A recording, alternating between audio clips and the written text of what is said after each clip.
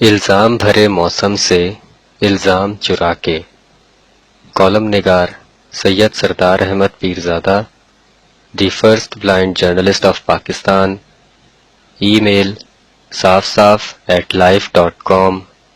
ای میل saafsaf@live.com.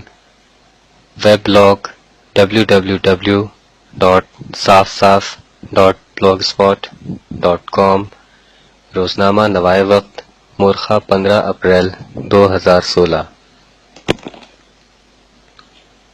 Kishore Kumar اور آشا بھوسلے کا ایک سدا بہار گیت ہے، رنگ بھرے موسم سے رنگ چرا کے آ دیکھوں تیری مانگ میں سندور سجا کے.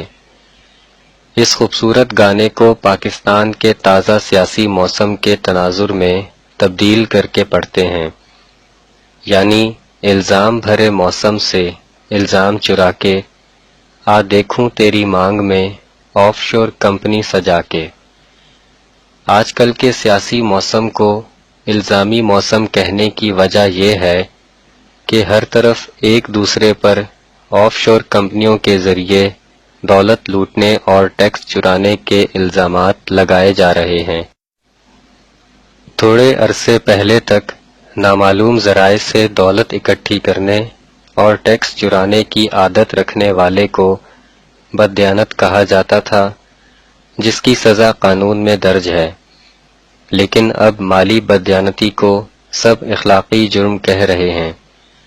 شاید ہماری اخلاقیات کی لسٹ میں درج آئٹمز بھی ویسے ہی تبدیل ہو رہے ہیں جیسے ہم اپنی ذاتی زندگیوں میں انگریزوں کے اثر سے نکل کر امریکیوں کے اثر میں جا رہے ہیں.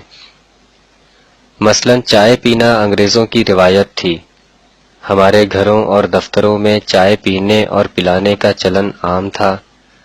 اب تھوڑے عرصے سے چائے کی جگہ کافی لے رہی ہے. ہمارے مڈل کلاس اور لوور مڈل کلاس بھی کافی کے شیدائی بن گئے ہیں. پہلے باہر کھانا کھانے کے لیے ہوٹلوں میں جانے کا اہتمام کیا جاتا تھا، جو انگریزوں کی روایت تھی. اب امریکی طرز پر کھانا پیک کرا کر لے جانے یعنی ٹیک اوے کا رواج عام ہو گیا ہے. پہلے انگریزوں کی طرح میز کرسی پر بیٹھ کر کھانا کھایا جاتا تھا. اب چلتے پھرتے کھانا کھانے کا مزاج بن گیا ہے، جس کی کھلم کھلا مثال برگر ہیں. دولت اور ٹیکس چرانے جیسے اعمال کو بددیانتی والے سنگین جرائم کی فہرست سے نکال کر اخلاقی جرائم کی فہرست میں شامل کرنا ہماری سوسائٹی کا ایک نیا پن ہے. پہلے ہمارے ہاں اخلاقی جرم جھوٹ، شراب نوشی اور زنا وغیرہ جیسے اعمال کہلاتے تھے. مثلاً یحییٰ خان نے شراب اور عورت سے تعلقات کے عوض جو منہ کالا کرایا، اس سے ان کی لائف ہسٹری کے صفحے کالے ہیں. ذوالفقار علی بھٹو نے تھوڑی سی پینے کا اعتراف کر کے رد عمل کی جو سزا بھگتی، اس کا اندازہ کرنا مشکل نہیں. لیکن پہلے کے یہ سنگین اخلاقی جرم اب شاید سنگین جرم کی بجائے چھوٹی موٹی غلطی بن گئے ہیں.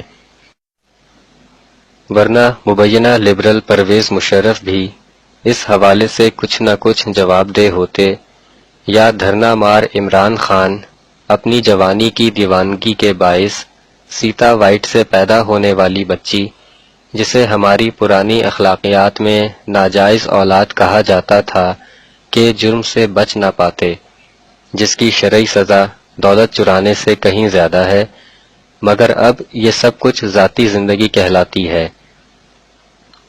آج کی مہذب دنیا میں کسی کی ذاتی زندگی میں داخلے کی اجازت نہیں دی جاتی.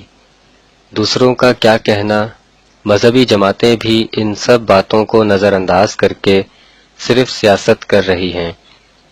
حالانکہ یہ وہی مذہبی جماعتیں ہیں جنہوں نے انہی موضوعات پر یحییٰ خان اور ذوالفقار علی بھٹو کو ایسا رسوا کیا کہ مرنے کے بعد بھی تاریخ انہیں دن میں تارے دکھاتی ہے.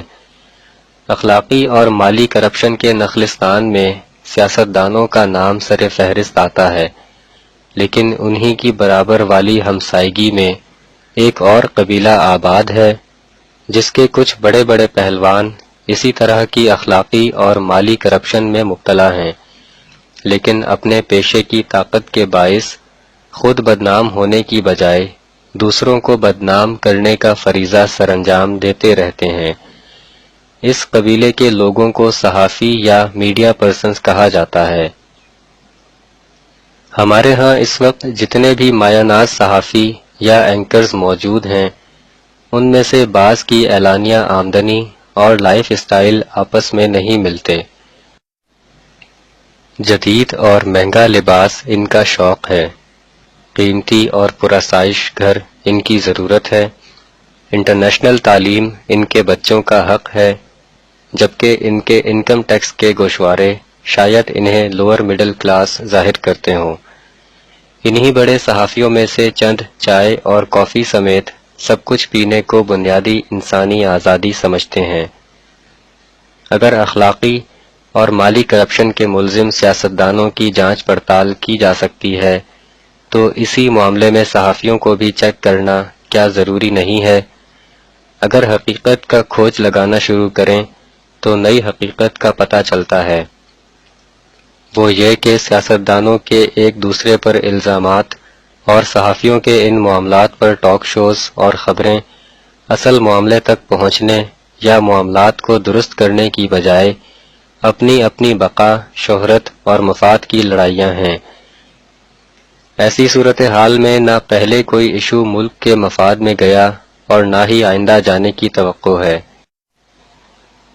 کچھ عرصے تک اہم ایشوز کو غیر منطقی بھونڈے انداز سے گھسیٹنے اور ملک کو ٹھیک ٹھاک نقصان پہنچانے کے بعد یہی سیاستدان اور صحافی کہنے لگتے ہیں کہ یہاں پر اہم معاملات کا کوئی منطقی انجام برآمد نہیں ہوتا، بلکہ یہ اہم معاملات خود بخود اپنی موت آپ مر جاتے ہیں، حالانکہ ملک کے اہم معاملات کی موت کے ذمہ دار سیاستدان اور صحافی ہی خود ہوتے ہیں۔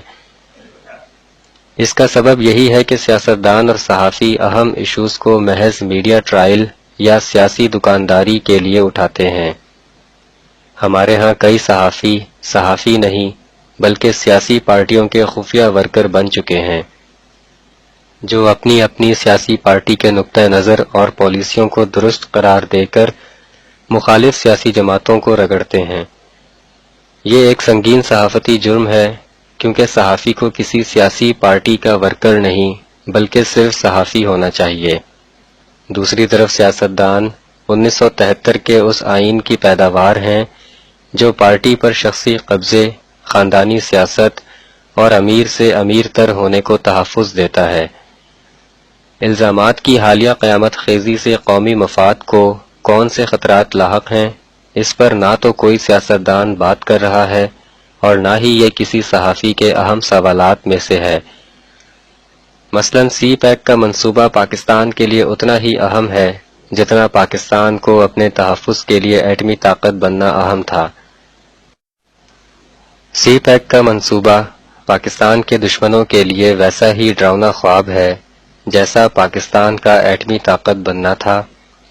سی پیک کے منصوبے کو نقصان پہنچانے کے لیے دشمن ویسے ہی متحرک ہو چکے ہیں جیسے پاکستان کو ایٹمی طاقت بننے سے باز رکھنے کے لیے متحرک تھے۔ الزامی سیاست کرنے والے سیاستدانوں اور خفیہ سیاسی ورکر صحافیوں کی چرب زبانی اور چرب قلمی کے باوجود عام پاکستانی کو یہ تسلی ضرور ہے کہ سی پیک کے منصوبے کی تکمیل کا وعدہ پاک فوج نے ویسے ہی کیا ہے جیسے پاکستان کو ایٹمی طاقت بنانے کا وعدہ کیا تھا۔